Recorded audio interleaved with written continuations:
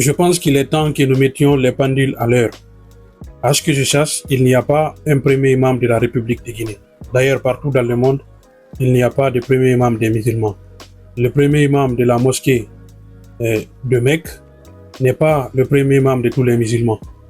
À Conakry, l'imam Mohamed Saliou Kamara est le premier imam de la mosquée Faisal. Il n'est pas le premier imam de la République de Guinée.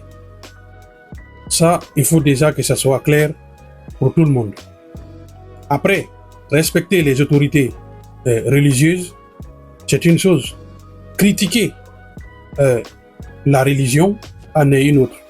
Ou critiquer les agissements des autorités religieuses est une autre chose.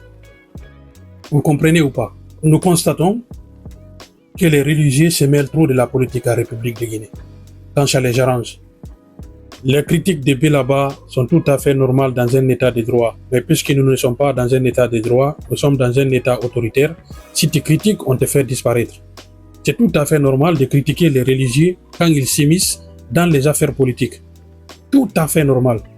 À ce que je sache, le premier imam de la mosquée Faisal n'est pas le premier imam de la République de Guinée. D'ailleurs, il ne faut pas critiquer seulement le premier imam de la mosquée Faisal, Mohamed Saliou Kamara.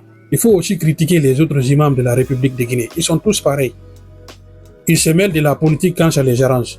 Ils ne vont jamais dénoncer les exactions ou l'autoritarisme du régime militaire actuel. Jamais.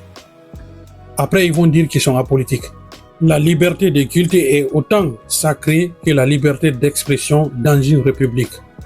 Voilà, je parle du point de vue républicain. La liberté de culte est autant sacrée que la liberté d'expression.